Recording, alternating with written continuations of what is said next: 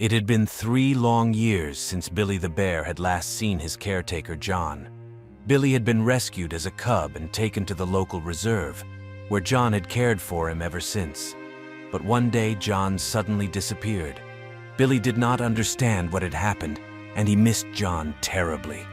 Over 3 years passed before Billy and John saw each other again. Would Billy still recognize him, pay close attention to what Billy the bear does? John had always been a kind and considerate caregiver, making sure Billy had everything he needed to grow and develop. He played with Billy for hours, fed him out of his hand, and even went for walks with him on the reservation. But one day, John suddenly disappeared. Billy was completely upset, clearly wanted nothing more to do with the other caretakers on the reserve. He spent his days waiting and hoping that his caretaker would return. But as the days, weeks, and months turned into years, he began to lose hope. Where had his caretaker John gone? As time passed, it became increasingly clear that John would not be coming back. Billy became more and more isolated. He stopped accepting food from the remaining caretakers on the reserve and often spent days alone in his cave. Finally, the director, working with the staff, decided to tie the knot. Billy could no longer stay here. A bear that won't eat and won't socialize with other bears cannot be healthy. We're going to take action now because this cannot keep going like this. The decision was made to release Billy back into the wild, a decision that many actually said they wanted to share with John as well, but the management disagreed. A week after the decision was made, Billy was taken via truck to a remote forest where other bears were known to live. The trick was opened and Billy was evicted. The caretakers watched with heavy hearts as Billy disappeared into the thick vegetation of the forest, but also knew it was for the best. The only thing that bothered them was that John didn't know anything about this yet. But maybe the park director had a good reason not to tell John, they thought to themselves. In fact, John had run into financial difficulties. Rising living expenses and the costs involved in caring for his ailing mother had finally become too high to continue paying the rent on his house, a house that stood in the reserve's yard and was owned by the director. Many discussions had been exchanged during the months leading up to his resignation. John obviously wanted to continue living on the reservation so he could stay with his bear friend Billy, but the director did not want to give in.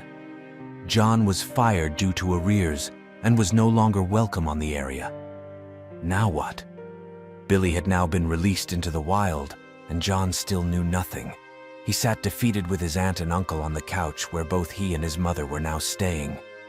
How could I have thrown away my future like this? We can't stay here.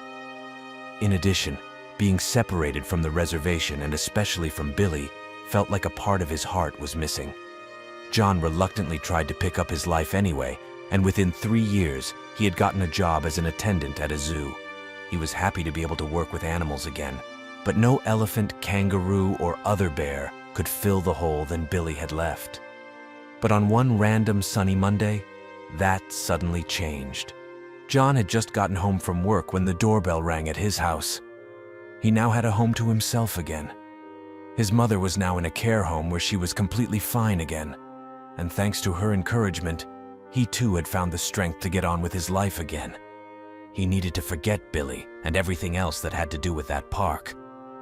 Lingering in the past will only bring you misery, John, he convinced himself.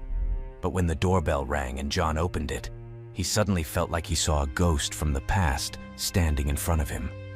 It was an old colleague John had worked with on the reservation. The woman had no work clothes on, which John had to get used to. After all, he had only seen Lindsay on the reservation in the past, and a uniform was mandatory there. "Hi, Lindsay. How are you? What are you coming here to do?" John asked the clearly emotional woman. Lindsay explained that she had also been fired by the director and that her case was for exactly the same reason as John's dismissal. But that was not the main reason she had come by. "In fact, I have something important to tell you, and it's about Billy," Lindsay said. Lindsay explained that Billy was released not long after John was fired. She told how unhappy the bear became and that they all agreed that Billy could not stay there. "But why has no one ever said anything to me about this?" John asked his former colleague. But Lindsay explained that they were forbidden by the director from sharing Billy's situation with John. "That nasty man really didn't like you, huh?" Lindsay said, smiling gently. "The director threatened to fire anyone who would even speak out of turn. But now that I've been fired, I can finally tell you what happened." Lindsay explained that they had released Billy not very far from here. The reservation and also John's current home were near the Rocky Mountains, where large groups of bears lived in the wild. And somewhere among all those trees, rivers, and bear families lived his Billy.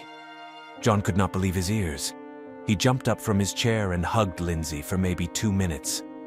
"That grudge against that nasty man I've long since let go off. But the fact that I might be able to be Billy again is incredible. What are we waiting for? We have to go find him!" John shouted loudly. The sun was just beginning to rise over the tops of the trees as John and Lindsay began their journey. They had prepared everything to perfection that night before. You don't just trek into the Rocky Mountains, of course. All the supplies were in their backpacks, and now they were ready to hit the road. Their goal was simple, but ambitious. They would stay in the mountains for up to 24 hours to find Billy. They would first document his behavior to see if approach was possible. If it was, they would make their approach. The first steps were taken into the forest, and then the search could begin. As John went deeper into the forest, he felt that he was beginning to get excited and curious again. A form of adrenaline and joy coursed through his body, a feeling he hadn't experienced in years. He hoped to see Billy again, of course, but having no idea what he would encounter on his journey was also part of the attraction. They hiked for hours, taking in all the splendor of the Rockies. It was beautiful there, and both John and Lindsay forgot for a moment what they had come for again. But that feeling didn't last long. As the day progressed, John felt more and more of a sense of frustration. They had searched for hours and had yet to see a single bear. He knew they were out there somewhere, for wet footprints in the mud and droppings were easily spotted all over the place. But a live bear was nowhere to be found, and of course, should they find one, that did not at all mean that bear would definitely be Billy. "What on earth have we gotten ourselves into?" cried John, and just as he was beginning to lose hope, he heard rustling in the bushes nearby. He froze, his heart racing with excitement. Would this be the moment he had been waiting for? As he approached the bushes, he saw a bit of brown fur, just for a split of a second. It was a bear. John's heart skipped a beat as he watched the animal carefully. It seemed to be busily searching for food, completely unaware of John's presence. John couldn't believe his luck. This was exactly what he was hoping for.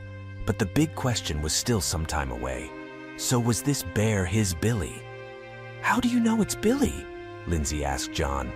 John laughed softly to make sure the bear wouldn't be startled. "There's only one way to find out."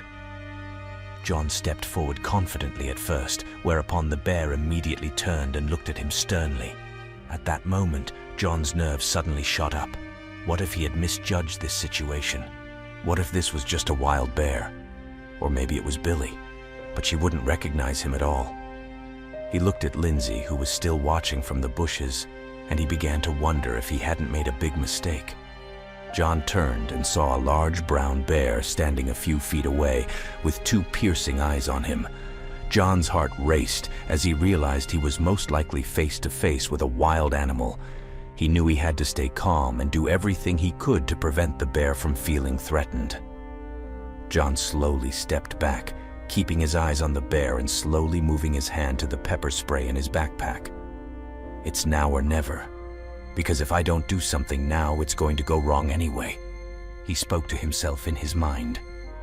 But just as he was about to go ahead, the bear did something incredible.